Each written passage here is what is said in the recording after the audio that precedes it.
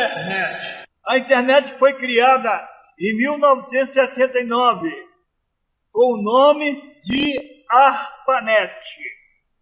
Interligava apenas 4 computadores de universidade nos Estados Unidos e durante muito tempo ficou restrita à área acadêmica. No Brasil, a internet chegou por volta de 1988 para auxiliar nas pesquisas universitárias e sua operação estava subordinada ao Ministério da Ciência e Tecnologia. Mas foi somente a partir de 1995 que a Embratel, por meio de uma autorização do Ministério das Telecomunicações, disponibilizou seu acesso para o uso comercial. O crescimento da internet no mundo é espantoso. São mais de 600 milhões de pessoas ligadas. Os brasileiros são 5% deste universo, aproximadamente 30 milhões. A internet é um mundo virtual muito semelhante ao real. Nele encontram-se sites abordando todos os temas possíveis, especialmente pornografia, sexo e assuntos espiritualistas. Em meio a essas densas trevas, a luz do Senhor tem brilhado, dissipando-as. Eis que surgem diariamente novos pontos de luz. São sites que procuram honrar e glorificar o nome santo do Senhor Deus, disponibilizando verdadeiros oásis com águas puras que restauram vidas. Ao servo, a opção de honrar a Deus, acessando páginas dignas dos santos, ou a satisfação da carne e suas consequências. Não se esqueça, meus irmãos, as más ações, mesmo que virtuais, são pecado e, como tal, passíveis de condenação eterna. 1 Coríntios, capítulo 6, versículo 12. Todo o caminho do homem é reto aos seus próprios olhos, mas o Senhor sonda os corações. Provérbio 21, 2. Leia também Salmos 7, 9, 17, 3 e 139, 1. O Senhor disse: eu sou aquele que sonda mentes e corações, e vos darei a cada um segundo as vossas obras. Apocalipse, capítulo 2, versículo 23. Um teclado, um monitor e um mundo, literalmente um mundo pela frente. Assim é a web, incontestavelmente um veículo altamente influenciado pelo maligno e sabiamente usado por ele, que no anonimato da virtualidade oferece aos ávidos pelo pecado a satisfação, em especial aos que buscam a pornografia e filosofias espiritualistas ou satânicas. A internet envolve todas as faixas etárias, indistintamente. Os cristãos, em especial os jovens, têm feito uso dessa ferramenta para secretamente extravasar toda a maldade da carne. Os cristãos que não são fiéis a Deus fazem isso. Eles pensam que os olhos do Senhor não o contemplam, se acham fora do alcance dos olhos da família e na igreja também, presbíteros, pastores e demais autoridades da igreja encontram uma situação de liberdade que os encoraja a agir segundo as inclinações de seus corações e fazem coisas terríveis. Eles se esquecem que o Senhor a tudo vê e certamente tais pecados não passam desapercebidos diante do trono e serão cobrados no tempo oportuno. Apocalipse, capítulo 2, versículo 23. É preciso que os servos de Deus tenham o devido cuidado com a vida espiritual, não permitindo que a impureza se aloje, afastando-se da comunhão verdadeira com o Deus eterno. Amados, é um engano pensar que o acesso a tais páginas não produz um efeito devastador na vida. É praticamente impossível não se contaminar com os desejos baixos produzidos pela carne. O Senhor nos deixa uma palavra clara de alerta contra a impureza. Sua prática apaga o Espírito de Deus. Esses homens perderam toda a vergonha e se entregaram totalmente aos vícios. Eles não têm nenhum controle e fazem todo tipo de coisas indecentes. E ainda se intitulam como cristão e dizem que não tem nada a ver.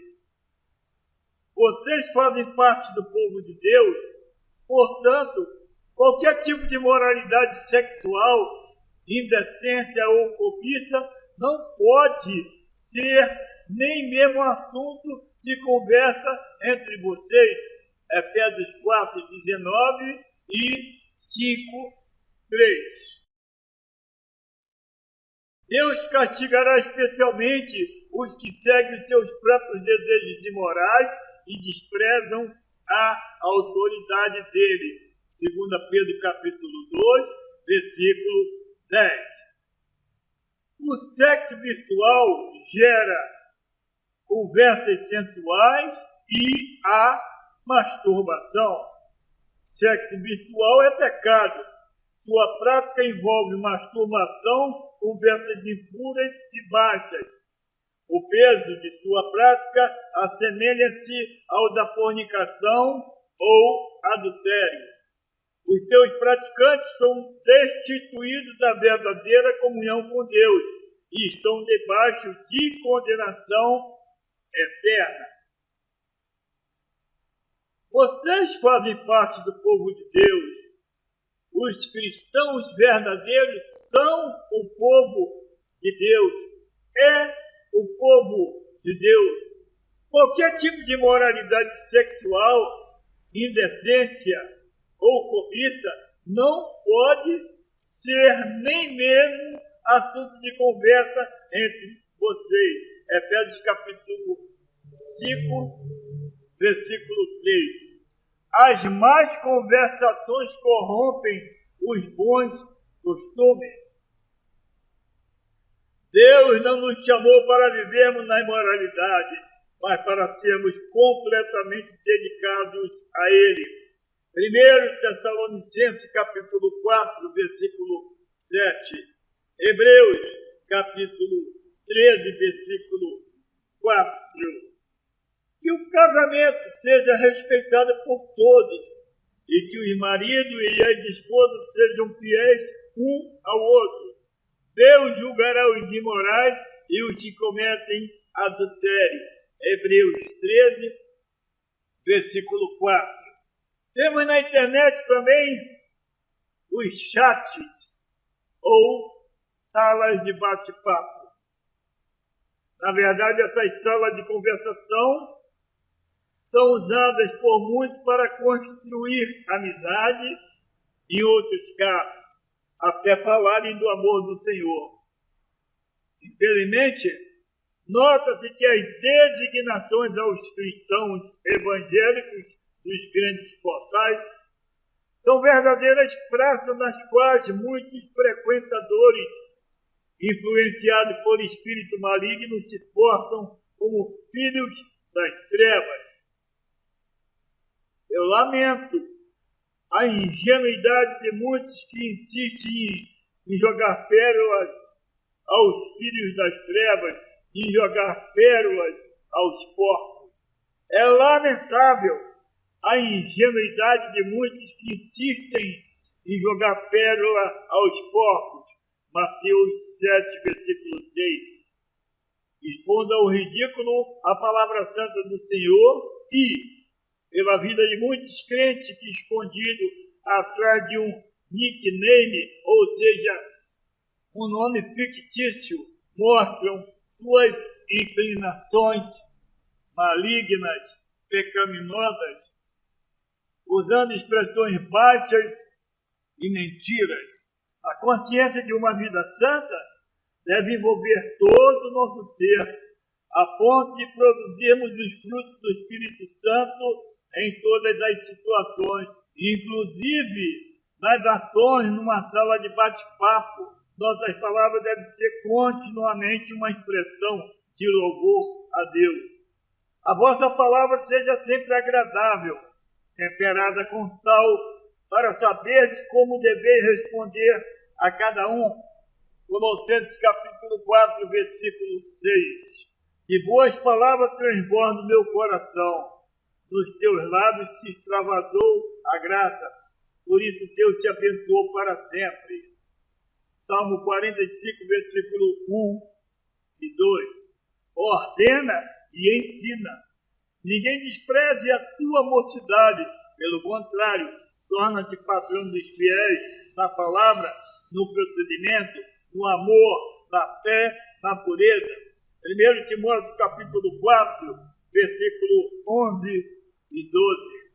Põe guarda, Senhor, a minha boca, vigia a porta dos meus lábios. Salmo 141, versículo 3. E me pôs nos lábios um novo cântico, um hino de louvor ao nosso Deus. Salmo 40, versículo 3. Habite ricamente em vós a palavra de Cristo.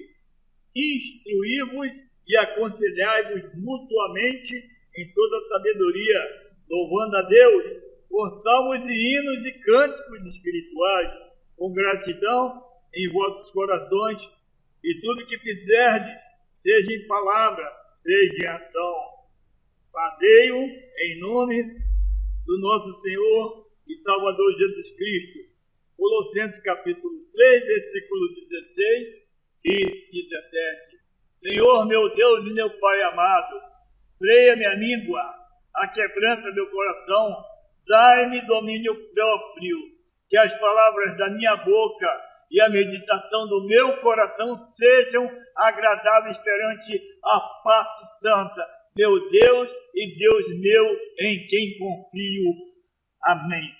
A internet é vista por muitos como a última fronteira a ser desbravada. Com um simples computador e conhecimentos básicos, é possível trazer para si o título de hacker, invadindo sistemas e proporcionando aos usuários enormes prejuízos.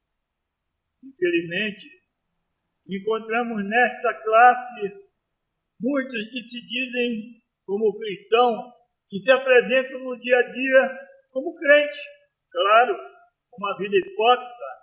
É impossível conciliar tal prática com uma vida santa e reta aos olhos do Deus eterno.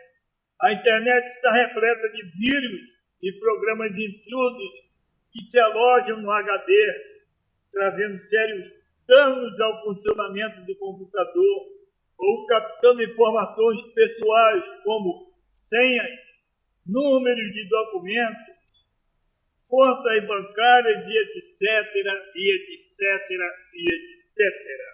Aventurar-se na internet sem algumas precauções mínimas é buscar para si prejuízo. Procure proteger o seu computador com programas contra vírus ou invasores. Firewall. Hoje, além dos famosos vírus, cuja finalidade é violar as máquinas e desorganizar arquivos, encontramos na net os delinquentes cibernéticos aplicando golpe nos usuários. Conheceremos e falaremos de alguns. Phishing. São enviados milhões de e-mails falsos. Geralmente possuem como remetente instituições conhecidas como a Receita Federal, banco ou organismos de proteção ao crédito, pedindo que se entre em um link.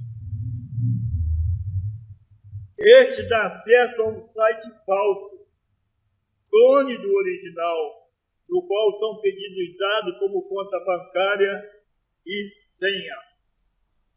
Você recebe um link dizendo que é de lugar tal e você envia as informações, mas na realidade essas informações vão para um clone, vão para a mão de um hacker, que ali ele terá acesso ao número da sua conta bancária e todas as informações, como o número do CPF, que são necessárias para que ele possa falsificar um documento, aplicar uma ação de invasão e possivelmente o seu dinheiro.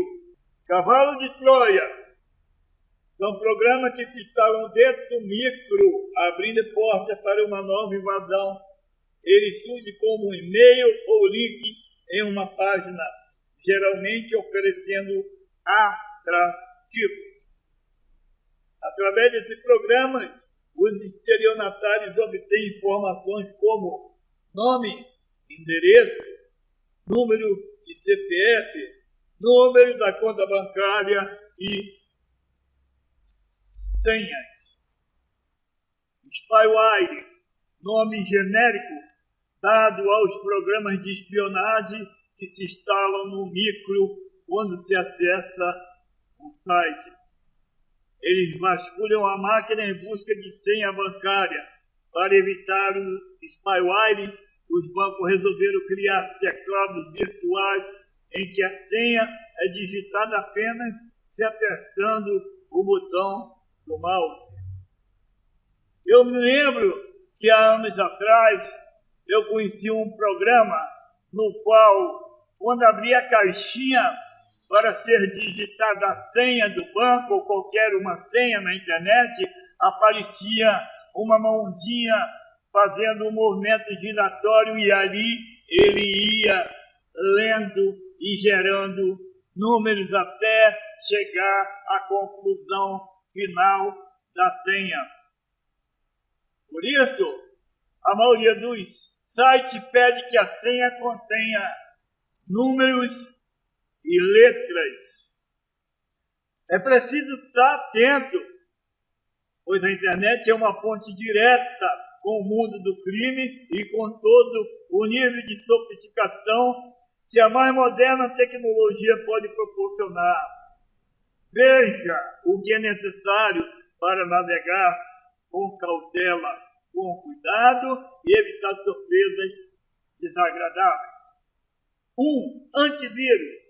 Instale um antivírus de preferência atualizado automaticamente. Nós temos, e eu sugiro, 2 grandes antivírus, o Avast e o AVG. 2. Nunca forneça senhas. Não informe a sua senha a ninguém. Também não atenda a pedidos de cadastramento ou recadastramento bancário online sob nenhum argumento. 3. E-mails. Delete os e-mails nos quais o remetente seja desconhecido ou cuja identidade levante suspeita. Não acredite em sorteios e nem aceite ofertas tentadoras e milagrosas. Cuidado a abrir os anexos, até mesmo de pessoas conhecidas. Sites evangélicos. Em meio a este mar de coisas terríveis, visualizamos ilhas que são verdadeiros paraísos espirituais, nas quais podemos aportar e desfrutar das delícias que nos são apresentados. Verdadeiros alimentos que fortalecem a nossa fé e concedem-nos disposição para continuarmos firmes e inabaláveis na caminhada em direção à Cidade Santa. Estes sites devem ser visitados e ajudados. São pontos de luz em meio às trevas. Eu mantenho a minha página no YouTube com os meus vídeos, aproximadamente 50 vídeos. Pouquíssimos eu expus de terceiros. Na realidade, eu prefiro, pelas madrugadas, estar lendo a Bíblia, pesquisando alguns textos interessantes, algumas palavras verdadeiras que confiro na Bíblia, porque, na verdade, a maioria dos sites evangélicos são mentirosos. Por trás desses falsos cristãos estão os piratas, copiando filmes e músicas e vídeos sem autorização. E por isso eles se constituem piratas e sabem disso na realidade. Eles sabem que estão infringindo a lei dos homens, a lei do direito autoral. Diz a palavra do Senhor que as autoridades da terra foram constituídas com permissão de Deus para repreender os malfeitores. E também que nós devemos obedecer à lei dos homens, desde o momento que ela não infrinja a lei de Deus. E existe a lei dos direitos autorais. Muitos não se importam achando que está tudo bem, mas que esquecem que naquele grande dia do julgamento os ladrões não herdarão o reino de Deus. E pirata é ladrão. Está tentando roubar o direito de alguém que produziu alguma coisa. O Senhor, nosso Deus e nosso Pai, colocou em nossas mãos a responsabilidade para a instrução dos filhos dos caminhos santos. O Senhor disse: guarde sempre no coração as leis que eu lhe estou dando hoje, e não deixe de ensiná-las aos seus filhos. Repita essa lei em casa e fora de casa, quando se deitarem e quando se levantarem. Deuteronômio capítulo 6, versículos 6 e 7. Procure conhecer qual a vida que eles têm levado na net. Observe seu filho, sente-se com eles e os aconselhe. Faça-os refletir sobre os perigos da rede, bem como sobre a necessidade de ser santo em todo o proceder. Seja no acesso a sites impróprios, em salas de bate-papo e até mesmo na incompatibilidade da prática hacker. Um hacker é um invasor. Se eu invadir a sua rede, eu sou um infrator, eu sou um criminoso e certamente que o Senhor vai me cobrar. Pais, estejam atentos e não se deixem enganar pelas obras sutis do diabo. Lembre-se que ele anda ao nosso lado à procura de uma brecha, e encontrando, entra e destrói a vida. Vamos fazer uso da internet de uma forma santa e edificante. Sede santos, porque eu sou santo. 1 Pedro, capítulo 1, 16. Na realidade, nós podemos observar, há uns tempos atrás, estava no auge o Orkut. Todo mundo estava no Orkut. Eu, como não tenho muito acesso a essas páginas, uso praticamente somente o YouTube e o Facebook, que eu uso com muito cuidado. E acho que é o suficiente, porque alguém que me conhece, tem contato comigo no Facebook, quando ele clica no meu link, ele vai diretamente, automaticamente para dentro do meu YouTube, que eu encontro um acesso maior. Os meus vídeos estão ali, aproximadamente 50 vídeos. Muitas vezes eu pensei em fazer perfis em todos os sites. Cheguei um dia desse até a pregar o evangelho por um site de amizade, namoro, mas depois eu deixei de lado. Recebi muitos convites e descobri também que muitas pessoas se passavam por outras, inclusive boiolas e gays querendo se passar por mulheres. No momento atual, eu não tenho me envolvido com esse site de amizade.